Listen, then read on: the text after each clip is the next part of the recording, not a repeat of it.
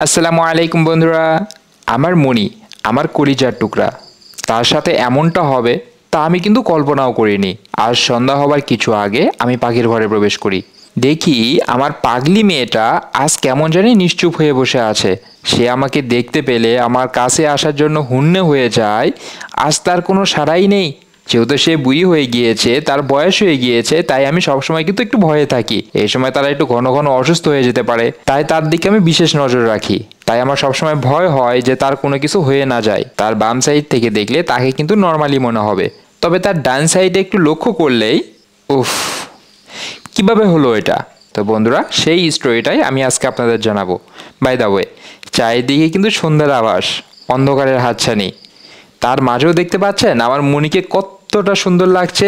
সে একদমই অন্ধকারের মধ্যে ফুটে উঠেছে। সে কতটা সুন্দর।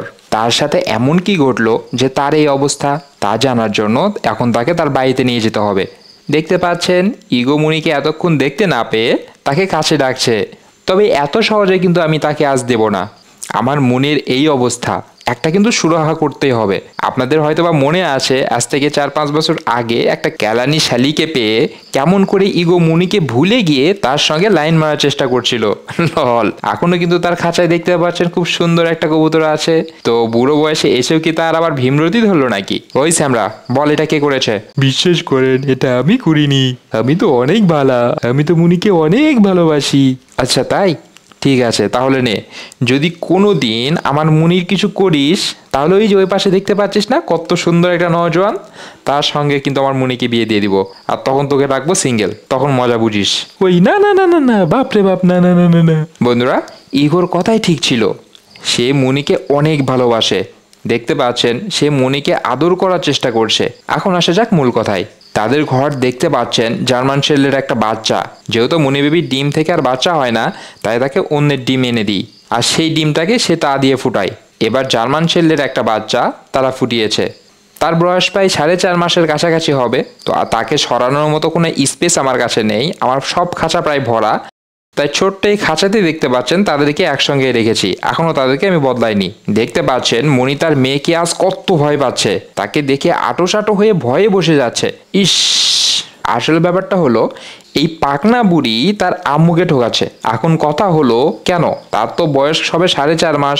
তার তো ডিম দেওয়ার সময় হয় নাই যে সে তার আম্মুকে ঠুকে ঘর থেকে বাইর করে দিবে, যে তুমি ঘর থেকে বাইর হয়ে যাও, আমি এখন ডিম দেবো। এমনটাও তো না, যেহেতু সে এখনো ছোট। ওরে বাবারে, পাকনা বুড়ি তেরে গিয়ে আম্মুকে মারছে। এখন আমি আছি তাই বেশি কিছু বলছে না। আমি যদি না থাকতাম সেই কিন্তু মুনিকে ঠুকে ঠুকে অবস্থা খারাপ করে দিত, যার প্রমাণ আপনারা দেখতেই পাচ্ছেন। সো এটা কেন? কেস কি অনেক ছোট হয়ে গিয়েছে যে তার খাবার কম হচ্ছে, থাকার জায়গা কম হচ্ছে, সেজন্য সে মুনিকে ঠুকে ঠুকে বলছে তুমি কেস থেকে বাইর হও?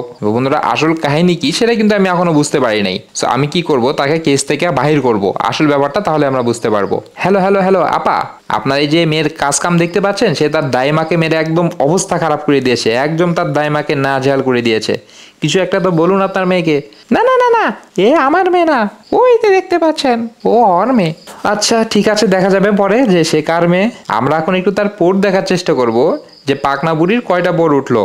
বন্ধুরা দেখতে পাচ্ছেন তার 7 নম্বর পোর উঠছে, আর 1 থেকে 1.5 মাস পর সে ডিম দেবে। তাই ইগো যখন মুনিকে বাকবাকুম করতো, সে তো তখন মনে করতো এই তো আমার তো অবস্থা খারাপ হয়ে যাবে, আম্মু তখন আবার ডিম দিবে, আমি তো 1-1.5 মাস পর ডিম দেবো। সে তার নিজের রাস্তা ক্লিয়ার রাখার জন্য সে মুনিকে মারছিল, বলছে তুমি কেস থেকে বাইর হও, আমি তো ভবিষ্যতে ডিম দিব 1 মাস পর, তুমি আমার কেস থেকে এখন বাইর হও। দেখতে পাচ্ছ না ছোট্ট কেস, এইদিকে যে দুইজন আমরা ডিম দিতে পারবো না, তুমি ওই কেস থেকে বাইর হও। ওফ। সো সে ইগোর কাছে যেতে চাইলেও, ইগোর সঙ্গে জোড়া নিতে চাইলেও ইগো কিন্তু তার সঙ্গে জোড়া নিতে মোটেও প্রস্তুত না।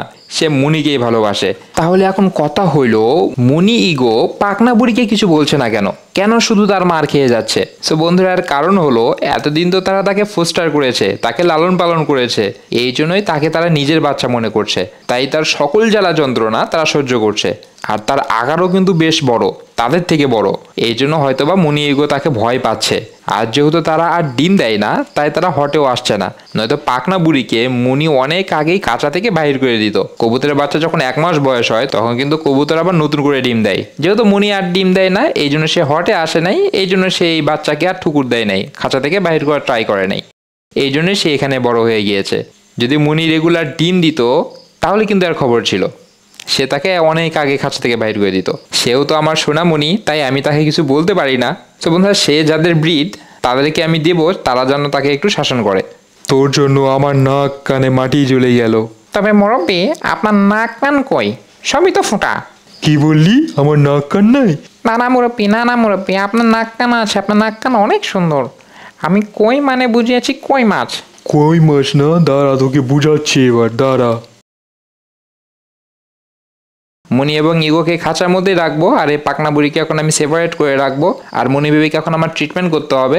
তো বন্ধুরা, কয়েকদিন পর আমি আপনাদের মনি বেবির আপডেট দিয়ে দিব এবং এই পাকনা বুড়ির আপডেট দিয়ে দিব যে তাদের কি অবস্থা হলো। তো ঠিক আছে বন্ধুরা, আপনারাই আমার এই পাকনা বুড়ির জন্য দোয়া করবেন এবং আমার মনির জন্য দোয়া করবেন। আপনার এবং আপনার পাখির সুস্থতা কামনা করে আজকের মতো ভিডিও এখানে শেষ করছি। আল্লাহ হাফিজ।